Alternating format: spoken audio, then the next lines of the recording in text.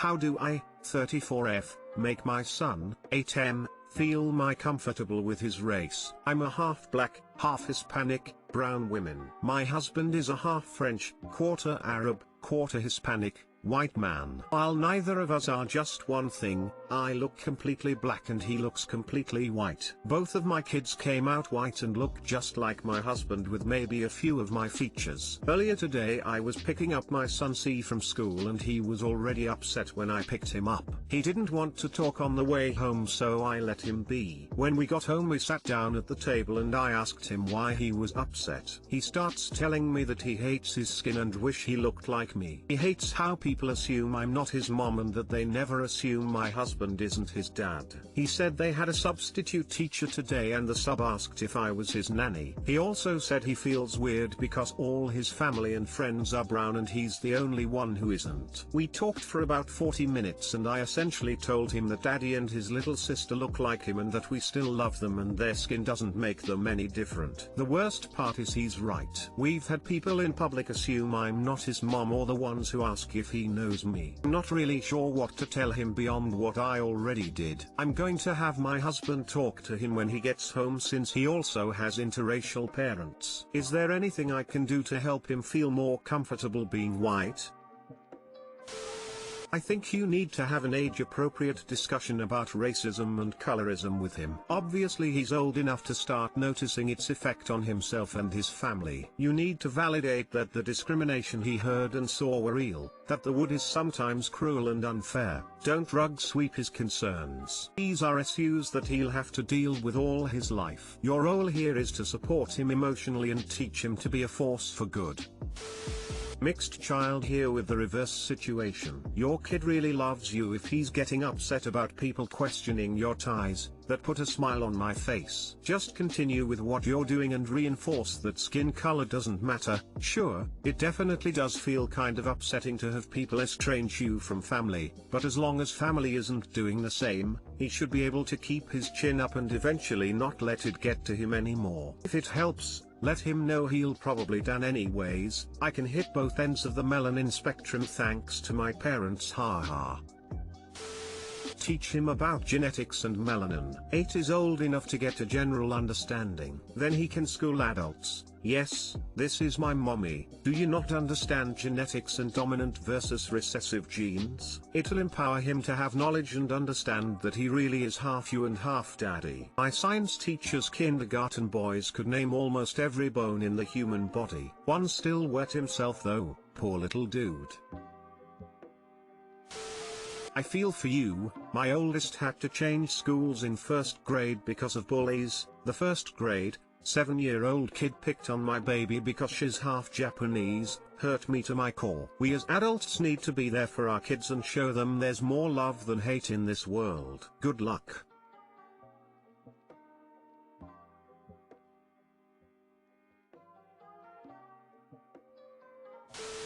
My 25M family cut contact with me 5 years ago after a fight with my younger brother. Now, they want me to come back but I'm having doubts about it. My family pretty much cut all ties with me at the end of 2015. Things had been a bit turbulent for a while, but when I went over to my parents' house for Christmas in 2015, I got very drunk one night and got into an argument with my younger brother, which ended up turning physical. I was 19 at the time, he would have been 15, and he came out of it pretty badly. Without going into massive detail, he had said something which struck a nerve. I won't say what because it's quite personal, and not really relevant here, and I ended up injuring him quite badly. There was a question of potentially involving the police, but nothing ever happened in regards to that. In the end they all just told me they wanted nothing to do with me anymore. Which is fair enough. I was completely in the wrong and they were absolutely right to want to cut me off. I'm not complaining about that in the slightest. I had already moved out by that stage, so it wasn't a case of kicking me out. It was more just telling me to never come back. Again, I can't blame them for this at all, and would be surprised if you could either. This post isn't about me complaining about being cut off or pretending that I didn't deserve it, because I did, and I'm not trying to play the victim here. I genuinely regret what I did and have spent time trying to self-improve in the wake of it. It was quite difficult for me to come to terms with this for the first year or so afterwards. The only person in my family I had any contact with was my mum. We never really spoke in depth, just small updates, wishing each other happy birthday and things like that. Honestly though, after that first year, things have gotten so much better for me. I stopped drinking, which was the root of a lot of my problems. I got my head down and ended up doing very well at uni. I've now got a job that I love, and I've been with my girlfriend for the best part of 4 years, and things are absolutely great. To be brutally honest, I don't miss my family. My relationship with them hadn't been great for a while before the fight,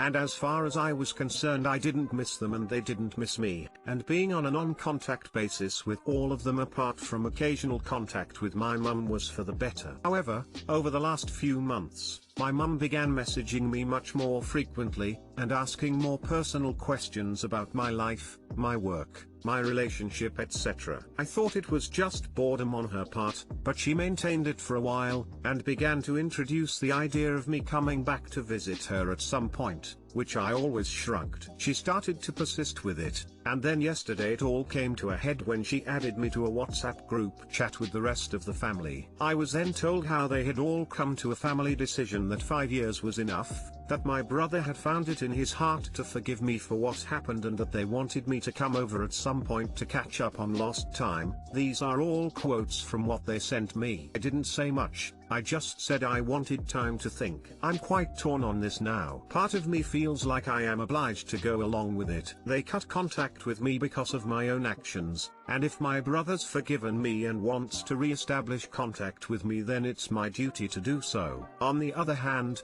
I feel like since contact was cut, my life improved a lot. My relationship with them had been on a downwards slope for a fair bit of time beforehand, and I just haven't found myself missing any of it. That's why I'm asking for advice. Would you say that I'm obliged to go and re-establish contact because it was my fault that contact was cut, or do you think it would be acceptable for me not to do so?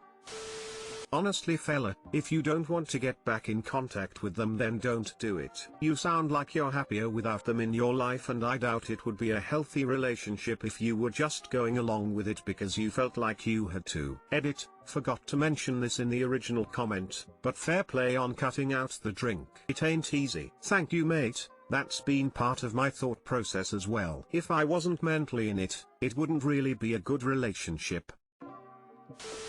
Before the fight, in what ways was your relationship with your family rocky? Not that you have to go into detail or anything, of course. Ask because it sounds like some of their actions/behaviors leading up to the fight weren't of the best nature either. Have they accepted responsibility for their roles in what happened and apologized? Or from their perspective, is this all 100% on you and you're the villain that they are graciously providing another chance to? Also kudos for pulling yourself out of a bad situation. Know that that's extremely difficult to do. They were always quite overbearing when I was younger. You could say overprotective, or repressive depending on how you looked at it. By the time I was about 15 to 16 they couldn't really stop me from doing things anymore, and I started doing things that went against their values, which caused friction, especially between me and my father. So for example, they were strong believers in no sex before marriage. Then I got caught with a girl when I was 16 and he barely spoke to me for about a month. They do probably see it as a gracious another chance. That's the impression I get off them at least.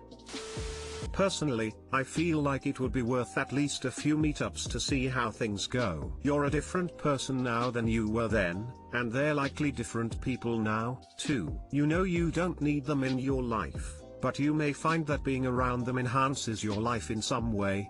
Or you may find that being around them brings only negative feelings. Just because you give it a try doesn't mean you have to keep them in your life if you don't want to.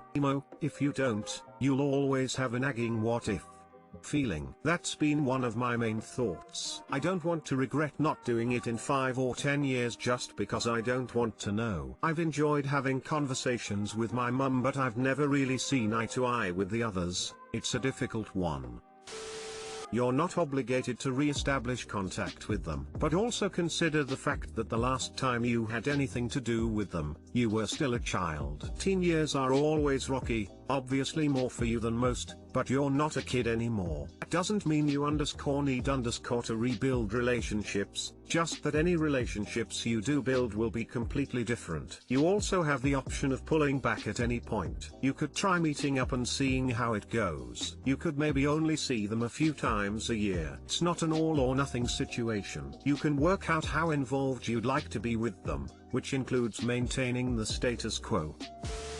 My boyfriend, 18M, drove away, 18F, when he saw my wheelchair for the first time. My boyfriend, 18M, and I, 18F, have been together since January of 2020. He is, well maybe was, always an amazing boyfriend. We have not seen each other in person since the end of last year due to travel restrictions and safety precautions. In March of this year, I was paralyzed in a car accident, and now use a wheelchair, and he wasn't able to come visit me, only my brother was able to, though we did FaceTime often. Today, we were able to see each other as he was passing through my state to visit his grandparents. His grandpa is dying. He was going to come to my apartment to pick me up so we could go somewhere. He saw my wheelchair and his facial expression was weird. I found it difficult to transfer into his SUV as it was very high up, Jeep Wrangler with the big wheels, so I asked him to help me. He said I can do it on my own since I can transfer to my own car, Mini Cooper, and he can't be my own personal servant. I never treat him like one. This was just one difficult task I needed help with. Then, he drove away. I don't know what to think. I know he is under a lot of stress with his grandpa dying and one of his cousins that he was quite close with recently passed away, so it may have been him just overwhelmed with everything that has happened. But at the same time, he shouldn't have done what he did, even though I don't know fully why he did that. How should I feel about this? I am honestly torn. My brother said dump him, but one of my friends said to talk to him about it. Should I talk to him about this? How do I proceed? Do I break up with him? What do I do? Too long didn't read. My boyfriend drove away after I asked him to help me transfer into his car. What do I do?